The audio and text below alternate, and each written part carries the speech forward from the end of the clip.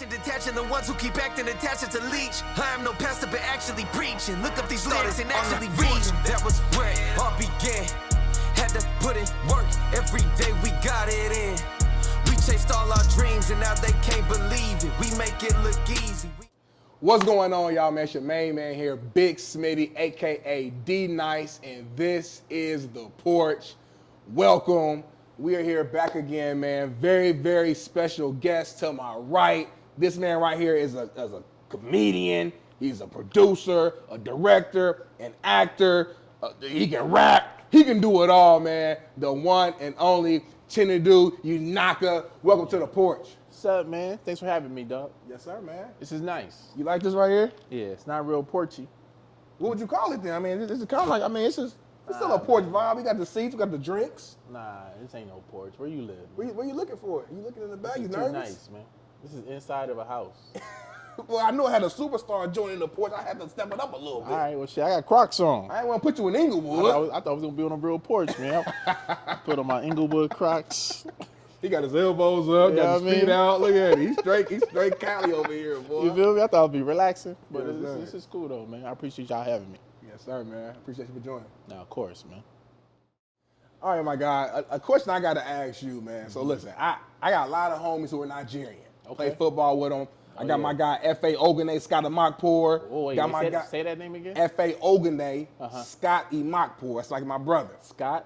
So the Scott part, it's two last names. It's Scott dash Imakpour. Imakpour is the real Nigerian part right there. Scott was just... Scott was, I don't know. I got to ask Did he go by Scott sometimes? Nah, he used to go by F.A. Okay, got you. Go by F.A. F-A-B-O-L-O. Yeah, y'all would do that? We definitely do that every time. So we got him. I got my homie Osa Zuwaman. Okay. Igbenosun. Damn, that sound like a delicious dish. It do. Yeah. It sounds like you go to a steak, like maybe here. Hey, Yeah. I get that Igbenosun, please. Facts. Extra steak sauce. But so I gotta ask you, man, why is every Nigerian I meet successful? Why are y'all so successful? Like every single, like this is almost a serious question. 'Cause, like, I've not met one Nigerian who didn't have just some good stuff going on for them. Yeah, I mean, I think I can only speak from like Nigerians that were like born in America or that moved here.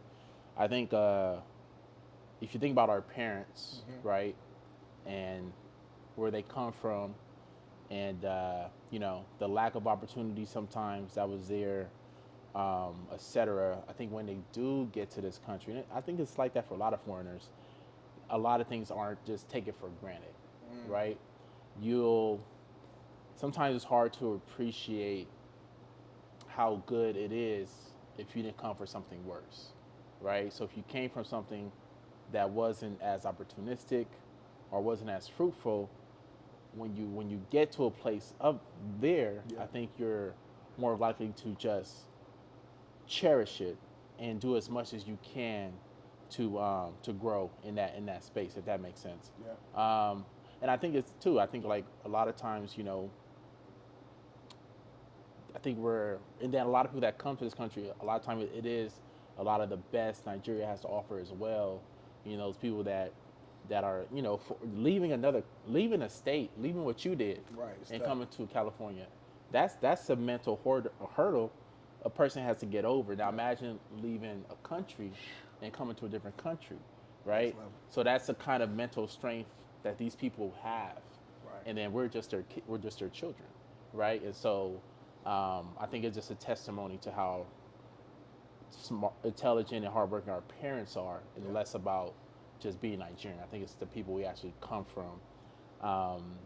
So yeah, I think it's a lot of that. It's a culture too. A lot of it, like education, just pushed down our throats when we're little. That how important it is, right? And so while you're learning, trying to get all the good grades, indirectly, you're learning, hard work, you're learning critical thinking, you're learning discipline, you're learning punctuation, you're learning, different things that can help you in any medium, right, of your life. So it's you know how it is. You have a sports background, right? All those you're just trying to achieve in a sport. Even if you don't get there, you still accumulate so many skills that you can apply to anywhere else, to a relationship, to a job, whatever, that made you a better person. You know what I mean? So it's the same thing. I think it's a lot of that.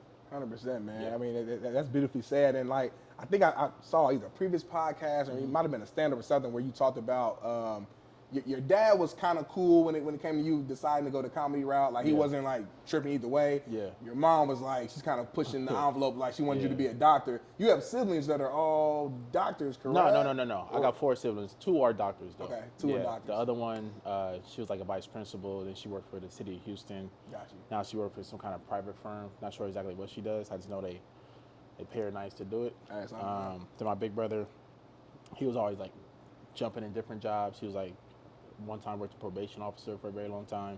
He worked at a bank.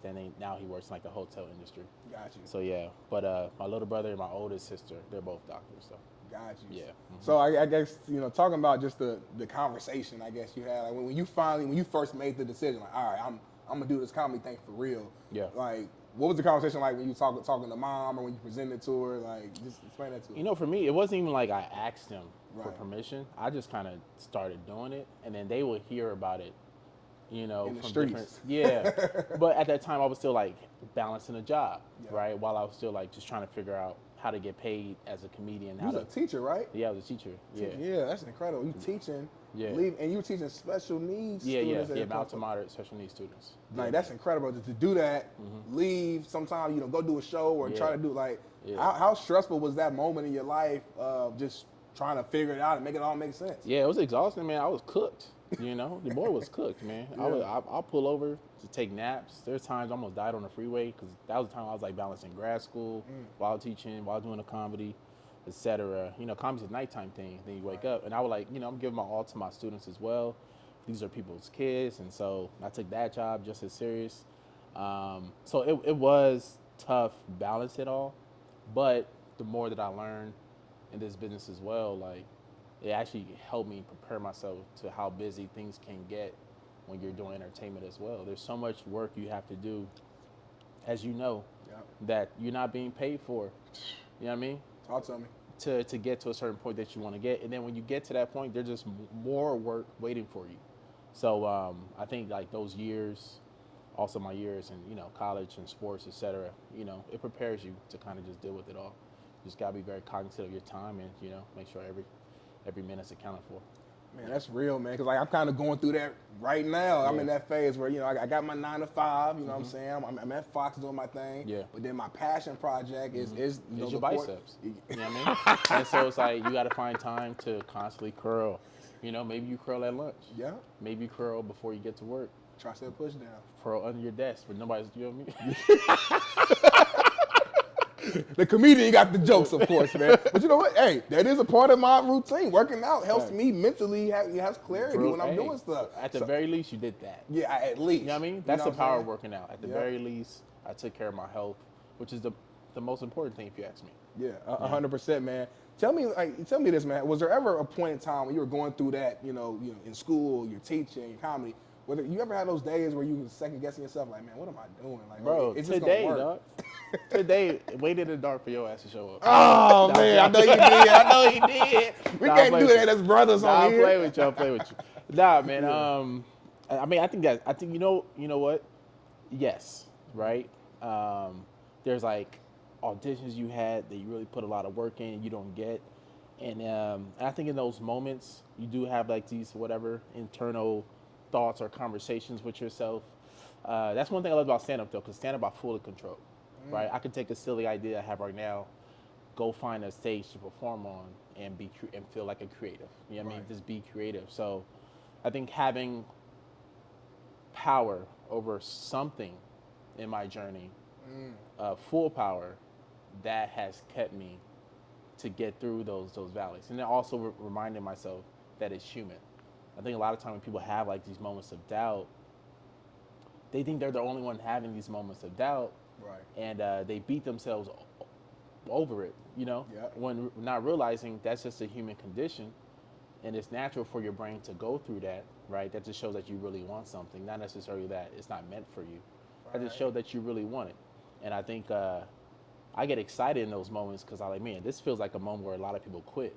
If I could just get past this moment, it's just not that many people there no more. You know what I mean? And that's that sports background, I think. Facts. You know what I'm saying? Obviously, the way you were raised, too. But playing sports, man, we know it.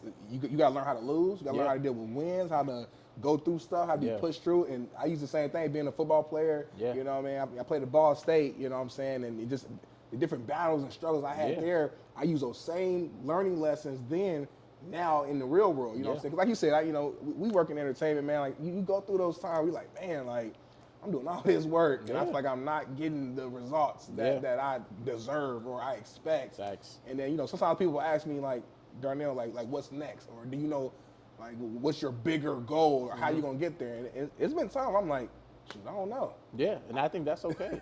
Sometimes, you know what I mean, just being in it is a beautiful thing. Yeah. Right? And when you run into it, you'll know it, right? Goals change. Yeah. You know what I mean? You learn different whatever new skills, etc., that might lead you on a different path. A lot of times the thing you want, you don't really know all that's entailed. Right. And so when you're in it, you might not even want that exact thing, but maybe it's like a version of that you're actually into. Right? Yeah. You may think you want to be this, but then you realize, oh, actually that's not the balance of living while doing that is not what I want for me. Right. Or maybe, everything that entails, maybe I don't want to do that for that long. Maybe I want to venture into this after that. Or maybe because the climate constantly changing too. We're living in a world that's constantly changing. Right. Technology changes a lot of things. So I think it's okay to like pivot and maneuver and not knowing where exactly you want to be in 5 years. Hell, knowing where you want to be in 2 weeks can be difficult enough. I don't think it's necessary to overwhelm ourselves, That's real, man. Like I said, I've been in LA for 5 years. Literally 5 years ago, you couldn't have told me I would have been doing what I'm doing now. Yeah. I was in a sales role back in Indiana. Polo tucked in my pants. You said sales role? Sales. I'm inside sales. I'm working at a recruiting sales. company. I thought you was in jail. I was like, see, I thought you was working out for passion. I'm saying SALE, not working out for survival. Cause I'm back in the cell, right? Nap down. You know what I mean? Far East Side. Making calls. Put some money on my books now. I want some honey buns. Yo, Dante, that's not our street. I was like, oh, you was in sales, huh? You was about to be a transfer. That's down there a bar right there. See, speaking of bars, Yeah. you did have a Speaking rap of group bars. back in the day. Whoa. Yeah, Nah, you know we bring it. what? Yeah. You know what? Rap group is a strong word. That's the word. That's what you use. Couple of I did my words. research, player. You know what? I used to be in this rap group. My good buddy, Ivan Haynes, right? Okay, shout out to Rap Ivan. brother as well. He's an incredibly talented rapper, and he lived next door to me. Okay. Now, at that time, I was into poetry. I mean, I used to freestyle, whatever. He heard me freestyling. He approached me, hey, man, we should be in this rap group. And so that's how I started performing, was through rap first. Okay. And a lot of my raps were just like funny, naturally. And so that's when my other homeboys started putting the idea that I should consider doing stand-up as well. So yeah, college was more like a, while I'm here, fuck it. Okay. But in my head, I wasn't like, I could never, I don't want to be a rapper. Yeah. Nah, and I was like, yeah. And back, I don't know if I wanted to do that, but it was a fun medium at that time. And hey, look, your boy, I don't want to put you on the spot. I some balls on me. I ain't rapping on you. Y'all gotta, I'll start freestyling. We gotta pay you? We gotta pay you for that? You gotta pay you at least, you know what I mean? Take care of the pocket. You see? I got you on the pocket for sure. You funny as hell. But on a serious note, though, it sounds like that is what kind of triggered the thought and idea that got you into comedy, though. Is that fair? Yeah, it kind of was, man. I think one thing it did, it relieved my fear of performing. Started doing that, and then the other part was just like having like a really, really funny friend that just thought that I should do stand-up, because we used to love watching it. Yeah. And then just randomly one night, I was actually at a talent show. We finished rapping. My homegirl Cindy's doing stand-up. Okay. And she bombing on stage. I didn't know what bombing was, but I mean, it was a rough set. But no matter you do good or great, or good or bad, like, it's funny to me. Right. The awkwardness was hilarious to me. He was in there cracking so up. me and Dion crying front row, because we know her. You know what I mean? So we because he cracking, I'm thinking I'm helping her, because we laughing. But we the only ones laughing. Right. So she took offense to us laughing. And she's like, oh, Chinedu, you think you funny? Why don't you come on stage? My boy Dion next to me, man. If you don't get up there, man, you a bitch. Right. So I'm like, all right, man. So I walk on stage. I think I'm just off the high of doing the rap performance, right? Yeah. Like, whatever, man. I already won tonight. Yeah, Everybody good. know I'm not supposed to be here, so I just walk on stage. I got no money. You know what I mean? House money. Yeah. I ain't got no jokes. Yeah. I take the mic, like, man, give it up for Cindy, man, one more time for her. And then I go, I'm trying to figure out what to say. I remember it was Mother's Day weekend, right? Okay. So I go, man, happy Mother's Day weekend. Where all my mothers at? right? Yeah. No one claps. I said, good, we in college, you whores. Drop the mic. I literally dropped the mic, bro. I said, good night. And the whole crowd just started dying. I just walked out, sat back down. I was like, huh. I can do this. That's You kind know of what I easy. mean? Then from there on, just kind of started writing jokes and trying to figure some shit out. You know, Damn, at that time it was just fun. Then like later, you know, people started paying me. When I started meeting like really talented comedians, they would tell me that I had potential. That's when I started taking them more serious. Yeah. So shout out to Sydney. Is that fair to say? Yeah, Cindy. Yeah, shout out to Cindy for bombing that night, man. For real. You know. Sometimes, you know. My mom hates her though. If you didn't bomb, will you be a doctor? If you could just write one good joke, my son would be a doctor with 7 kids right now. You non-funny. You ruined my life. Hey, them Nigerian mothers do not play, man. I promise my at homie, all, man. my homie Efe, man, his mom, and I love her to death, but she's firm and direct. You know what I'm Facts. saying? And if you don't understand the culture, you could get offended. But me, I understand it, so I'm like, Yeah. I know she's Yeah. just talking. It's not like she's trying to be Yeah. rude or like that. Facts, This is facts. her just talking. You know what I'm I saying? remember one time my boy Chucky, man, we was growing up, we was little. He came to my house, man. We all hanging out, and he was like, "Yo, I'm gonna get some water or something." Yeah. And like the water's on the outside, like, yeah, go ahead, just go, kids, grab some water. And then my mom was in there. I guess he like wanted to get another snack, so he opened the fridge. Ooh. My mom was like, "Lovan, what are you doing on my fridge? Do you think this is some kind of a Kmart?" Bro, He probably was like there, like, bro, I just hear a banging on him, and I was like, "Yo, chill out, Bob." he was didn't so know, scared, man. bro. He just wanted his orange juice, man. That shit was so Pop-Tart, funny. Bob. Like, bro, your mom scared the shit out of you. I mean, he ain't never touched that fridge ever Of again course to not, that, man. to this day. That was so funny though. Man, that's hilarious, man. In transition to the world of entertainment and comedy, man, what would you say is the most difficult part of just the comedy space? You know what I'm saying? Is it the getting the gigs? Is it the sustainability? Just like what part of it is tough? The most difficult part. I don't know. I would say maybe it's okay a lonely road. You know what I mean? I didn't really notice how lonely it is because I don't mind being alone. You know what I mean? But you know, the older you are, the more you have to like juggle and things of that nature and different stuff.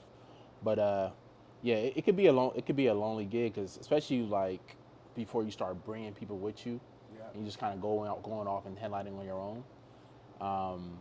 You do the show, you say what's up to the audience. You know what I mean, you thank them. Then after that, you pretty much by yourself again. You know what I mean? So I think it's not necessarily a tough part, but I imagine for a lot of comics, that is probably one of the toughest parts.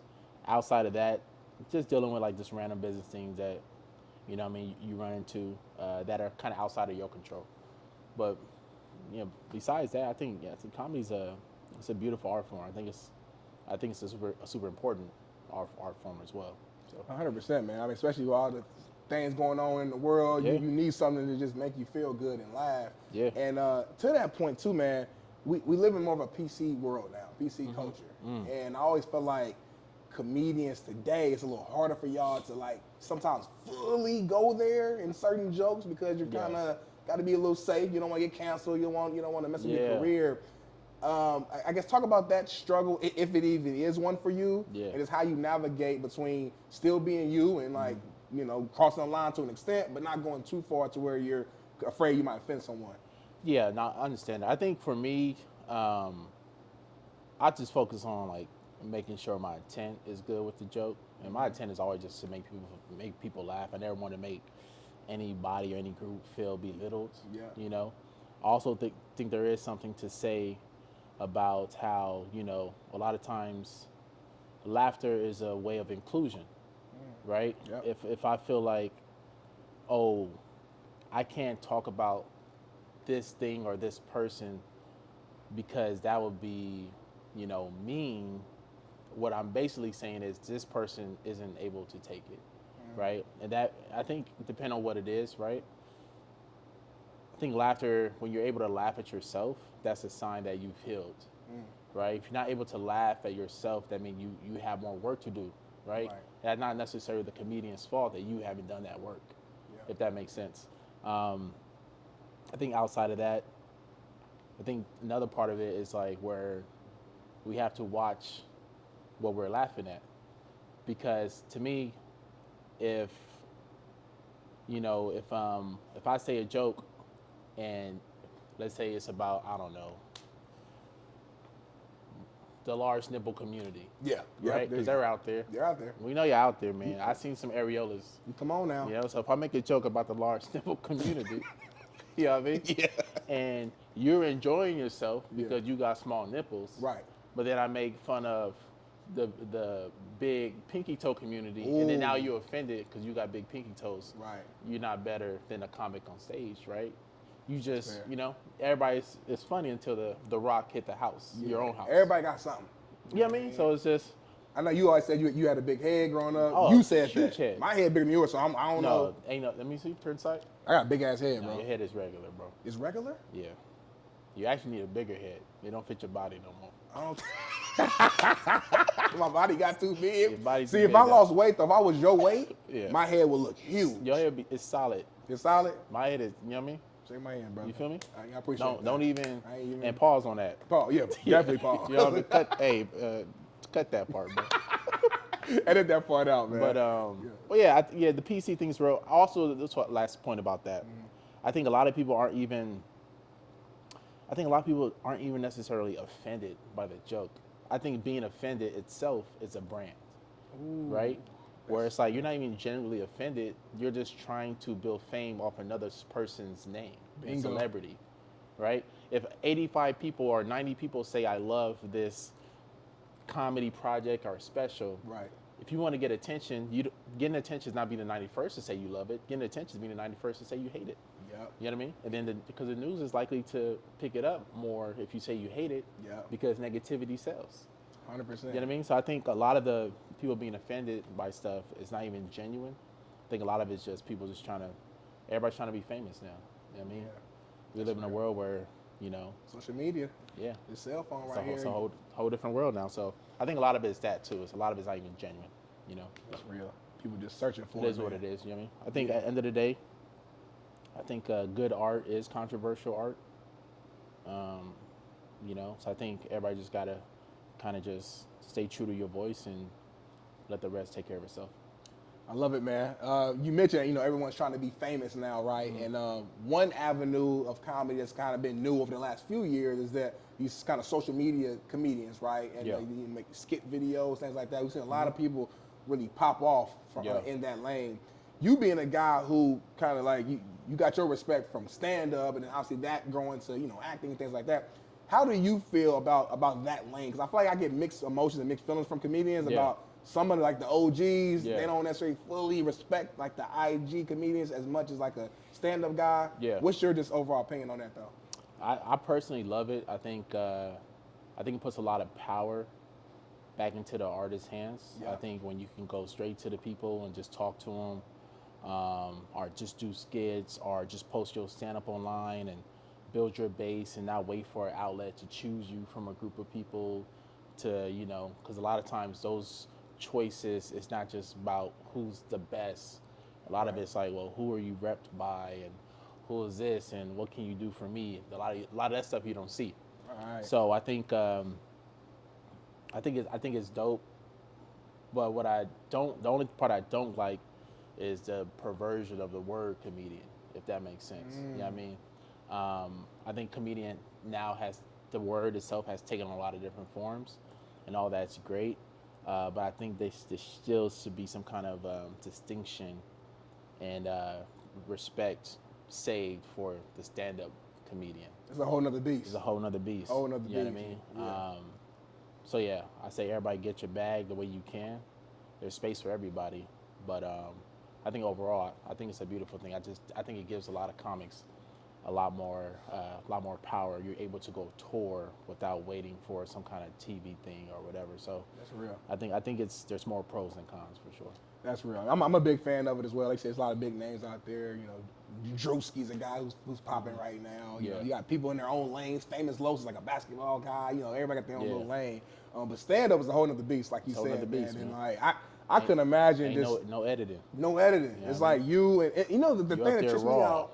You up there raw. And listen, you might talk to this crew and they're cracking up. They love it. Yeah. You take the same, jokes go to Massachusetts, and depending on the crowd, the market, maybe they not feeling it, and it's like, damn, like I've always just wondered, like, how do y'all adjust in those moments? I'm sure it's been times you're on stage, it's like the first couple minutes you're like, okay, this crowd ain't really vibing with this type of.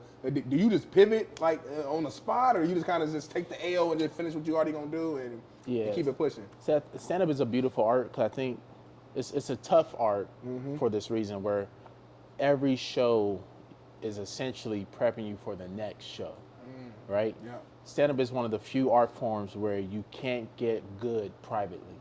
If I'm a musician, I could get good privately. Studio, yeah. In a safe space, studio, tweak my sound, whatever, until I'm ready to show you my finished product. Stand-up is like, no, I need to take my raw product, do it in front of you based off your response, then retool and prep for the next show, et cetera, et cetera. So I think it's not about necessarily like just flaming out on a joke and just moving on. I say, no, finish it so you can figure out why doesn't it work for this audience? Because if, in my opinion, a joke should be able to work anywhere, right?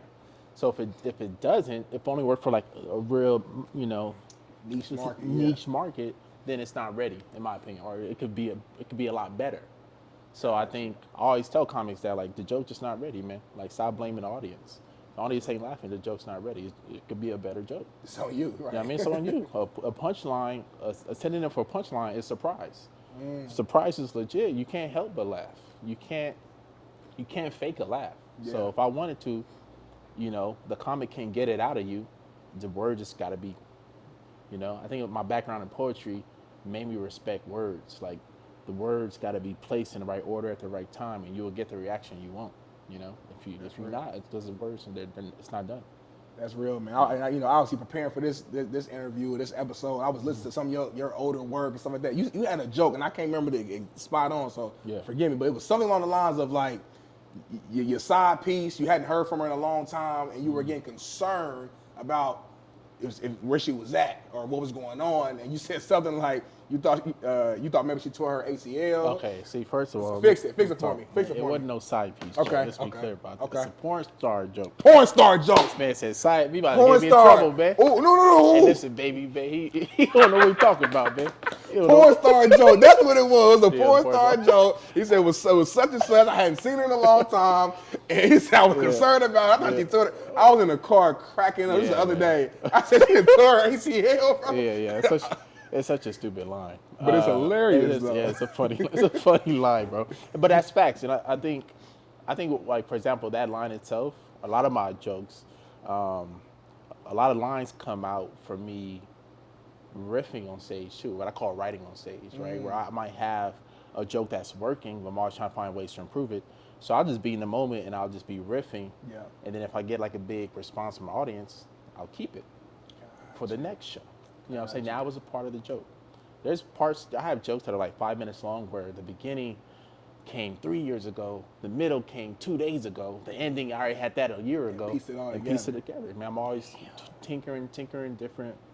Some jokes kill at the beginning of a show. Some jokes, kill harder at the end, right? Yeah. Sometimes where you do the joke matters as well. So it's a fun, I like comedy because it's like a puzzle. It's a constant puzzle that you just messing with, to try to just make it a better experience for the audience. That's fine, man. Yeah. And I know you love it when you put that puzzle together and you see the success, and that like that was your baby that you produced. It's like, damn, Then you get tired of it. You want to move on. Show.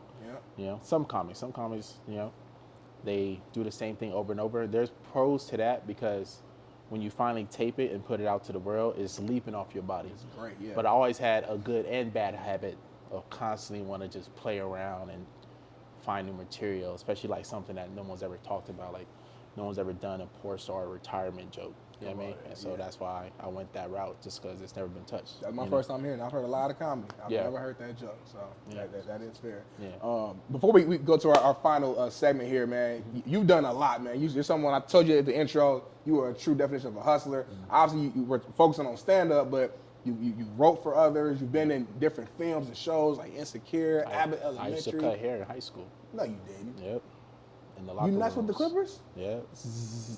Look at you can't fake that. Let me see. You can't fake that. Ain't too much bro. shaking Come on, in the man. wrist. You see that? So you can draw then too then. I could draw a little bit. Because every barber I know is nice with the straight line. It's about lines. In school, I used to check my textbooks. You got them? Just drawing everywhere, bro. You know what I mean? Damn. On school material. Yeah. I don't own this. But I was that nice, they didn't get mad. They're like, you know what? Usually we suspend you for some shit like this. Right. But this is it's so good. It's a nice eagle. So you tell me you can draw. Yep. You can cut hair. Mm-hmm. You can do stand up. Yep. You can act. Facts. Produce. Yep. Write. Mm-hmm. Direct. I could direct. I be directing shit. Can you rap? Yes, I could rap. Now the main question. When I'm on a date, I be listening. Can you throw down in the kitchen? Keep it real. Plantains. Look, my mother and my father could cook their ass off. I asked about you. I'm their son. I'll leave it at that. Now, do I show those skills often? No. You said you went to Postmates earlier, brother. Off Yeah, camera. No. But I do know what I'm doing when I do it. But it has been a while. It has. You know what I mean? I'm gonna keep it a buck. It's the porch. Been a It's the moment. porch. Okay. You know what I mean? The skills sometimes get a little rusty God when you ain't gave use us them, Uber right? Eats for a reason. He did do that. So my schedule is crazy. So me and Postmates, we are very familiar with each other. Okay. That is Y'all close? all of my expenses end of the year. Where I be like, that Postmate bill be crazy. Yeah. Because I be tipping. You know what I mean? I be tipping You my good driver, tipper? man. I didn't say I'm a great tip. I You be would tip. tipping. Okay. though. Why don't you give him something? I know people who don't tip at all. So Exactly. Of course. Okay, I'm man. giving you flowers. I'm gonna Don't make put sure no you amount throw on those it down. now. I be tipping. You man. call me, you did something earlier. You call me earlier. I got to make sure I throw it back at you. That's all I'm saying, man. So yeah, man. I cook a little bit, but Yeah, yeah, it's I be hustling, man. Got you, man. I love that, man. Out of all the different dope projects you've been a part of, you know, the house party, Apple Elementary, the writing, what's been your favorite thing you have produced, you know, or been a part of to this point? My favorite thing, I don't know, man, because I think for like every moment in time when I was at that project, I was genuinely, wholeheartedly grateful and enjoying the experience. So I think every opportunity, it serves a purpose. It gives you more confidence along your path. You know, I think it's a testament to the work you put in at that moment. Yeah. So yeah, I don't know if I could choose like any single moment, but Everything just kind of been. yeah, everything just, you know, it's Being been present, a present. I think my first time doing an hour on stage, that was a very special moment for me. So I think that was probably like one of my favorite moments of my career, just doing an hour. I think it was at Cal State Northridge, and they asked me to do an hour. I'd never done it before, but instead of running from the challenge, just kind of like pulled all my jokes together, mapped it out, and like it went really, really well. So I think that was like a big moment for me. But outside of that, nah, every project was great. You know, I loved them all. It was all great for different reasons. Yep. You know what I mean? So yeah, I can't. It's really, honestly, truthfully, it's really hard to pick one. Nah, man. Hey, I love it, man. I love it. So we're going to move on to our final segment here. I got to pull the Yeah. phone now. Just kind of our quick hitter. These are just random, fun, you know, type questions I got to get your opinion on. So we're going to start off first with a quick this or that. Okay. Real simple, real quick. So the first one. Writing jokes or performing jokes? Performing. In-N-Out or Fat Burger? In-N-Out. That was a little too fast for me. Yeah. Instagram or MySpace? Instagram. Ooh, Easily. MySpace was fire. MySpace is limited to motherfuckers. Create your own profile. You get the top 8, top 12, top 15. That was stressful as fuck. That It top was 8, stressful, though. niggas be like, oh, okay. I thought, god damn, nigga. I ain't your top 8, bro. I wanted you in there, but Tom had to be on there. So Yeah, that's man. one. Top 8 was stressful, bro. Stressful I used to wake was up early to rotate, give niggas a chance. Yeah, it was too much. Yeah, niggas a Top 8, chance. can you imagine? Right now on Instagram, how to It's 8. choose 8 people to, Ooh, it be salty. these my favorites. That's basically what you're saying. Like, if that's you're not on here, I don't really vibe That's with bad business practice, man. It's kind of like when you get married, though. You got your people with you. You know, stand up. It's kind of the same concept. Yeah, I would have to have, if my shit's still around, I would have to have 8 kids. Just so no one So is you can't offended. really say nothing. Like, bro, it's family, bro. Right. It's bloodline. That's smart. That's smart. Okay. Let me all right, move forward. These are more short answer questions. So Okay. Describe the worst ass whooping you ever took growing up. I'm assuming. Let me say. Did you get whoopings growing up? Yeah, Okay. but rarely, Okay. because I was a fourth kid. Okay. By that time, Okay. You was a little spoiled. parents burnt out, bro. Tired, a little older. Sister raised me, damn near. You know what I mean? She probably was Parents whooping you burnt more every out. day. She just give me a look and I'll straighten up. But yeah, probably maybe like fourth grade, and that was because I forced my mom's signature on like this parent form. Come on now. So yeah, that was probably the worst. That's my ears never grew out fully. What? Yeah, she pulled me on my ears, lifted me off my feet that day, I didn't even and my know ears this. stopped growing in the fourth grade, bro. I really believe that's why they stopped, because people were calling me out. I didn't even notice that you said. Now I'm Yeah, looking. I'm niggas like, be like, they are hey, a Chin, you little- ain't got no earlobes. They are a little I'm different. like, yeah, low key. Damn. I got cartoon ears. I Mom got don't play. Mom don't play, man. Mom don't play. Okay. Let me ask you this: Can actors fall in love on set? I mean, That's deep. it's happened. I imagine it's happened, especially if you single. Right. Well, of course. Yeah, Of if course. you I'm not. single- This ain't about you. Yeah. 'Cause this ain't got nothing to do with you. Yeah, This no, I'm is just saying in legit- general. I'm saying in general. Yeah. I imagine it could happen. It's not even about, oh, because we had a kissing scene together. It's not about that. I think it's the amount of time you spent, you know, with another person. It's just like any other job. Coworkers marry each other all the time. You know what I mean? Yep. Niggas working at UPS getting married right now, bro. Moving boxes Yeah, together. shit. Proximity is a motherfucker. Bro. Yeah. We can relate. You know what I'm saying? Facts, Talk bro. about the same shit. You know what I mean? We talk about the same things, you know? There's a lot of dead time Yep. when it comes on acting, Yeah. right? You know, The Rock be like, yeah, I wake up at 4 a.m., I get 2 workouts in, then I hit set, and I'm there for 7 hours. Well, he don't tell you, he only worked for 1 hour. Right. All set, bro. 6 hours. We was over there chilling on the Chilling phone. that and trailer, shit. bro. Emails. I hate you want to go to the weight room. Then I get to set. Tell them what you did on set, Rock. Come on, man. Ain't no way you doing that. Right. 7 hours. I mean, Then I get to set from 7 to 2:30. Mark Wahlberg got like a crazy schedule like that too, where it's like Yeah, man. 7 to 12, I'm doing this, 12 to 1. I got this. Like, Act- bro, actors- ain't no fucking way. Actors be chilling on set, man. They be chilling. Yeah, man. Aw, if man. you ain't doing, you ain't playing a Joker. You know what I mean? You ain't playing the Joker. That boy Joker was on the stair step like this. Yeah, He was facts, dancing. facts, that was facts, a hell of a role, man. Okay, last one right here, man. I need you to look to your camera Okay. and explain what makes Trader Joe's so great. Take your time. Like, it's deep. I think what makes Trader Joe's so great, coming from where I come from, I think it's just it's a step up. You know what I mean? It's fresher produce. You know, it's less GMOs. It feels like vacation. Ooh. Everybody's wearing Hawaiian shirts. Preach. You kind of forget you at the grocery store. Where you at? You feel like you might be in Bali. You know, maybe Jamaica, man. So I think that what makes Trader Joe's the best. The lines are very confusing. Ooh. You know, you could kind of cut people. It's a culture. No one gets mad because there's no real postage of anything. You know what I mean? And Trader Joe's usually a nice area too, man. So you can get do your groceries there. You can also take a nice long walk, see the area, meet a baddie, show her the owls, They be in shape in there. and how it works. A lot of different cashews and variations. So that's why I love Trader Joe's the most, man. Hey, man, you said that beautifully, man. Thank you, That's brother. a mic drop right there. Man, I give these niggas a free commercial, bro. Come on now, they need to sponsor you. Yeah, these Sponsor motherfuckers, us. man. God damn it, Trader Joe's. Give me some. Can't believe they got that out of me, man. Yes, sir, man. Hey, man, my brother, I appreciate you, man, for pulling up to the porch, man. It's No been doubt, an man. honor. Stay in the porch, man. It's the elegant porch, Change the man. name, We moving up, man.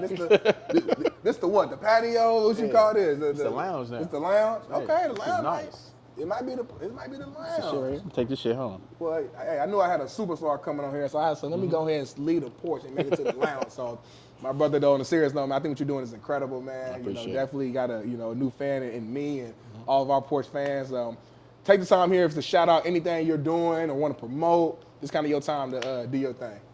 I would just say check my website, Chinedu Unaka, and check out any dates I have coming up that you can pull up to. That'd be great. I got some more projects coming out in the near future, so just keep an eye on that. Follow me on IG. That's Chinedu Unaka. I might make a stage name, but until then, Just follow your boy, man. Stay up to date. You heard what he said, Yep. man. Follow him. What does your name mean, real quick? It means let my faith guide me. My last name means famous. Let my faith guide me. Famous. No Yeah. wonder you successful, boy. My Nah. name is Darnell Smith. Hey, What the fuck? That's a good name. I'm done. I know every Darnell I've ever met in my life, solid. Solid. Solid, man. Are they successful though? Big Schmitty. You know what I mean? You go to the top, dog. With these orange, With man. With those these orange. Shit. Appreciate Break your way in. Yes, sir, You know what I man. mean? I'm gonna bust my way in, man. Pause. Hey, man, make sure y'all subscribe, y'all Yo. like, leave Hey, a yo, review. we found out, man. And appreciate y'all for tuning in to the Porch, man. Hey, my guy, tune in, follow him, and we out. Peace. Catching the ones who keep acting attached as a leech. I am no pastor, but actually preaching. Look up these lyrics and actually read them. That was where it all began. Had to put in work every day, we got it in. We chased all our dreams and now they can't believe it. We make it look easy. We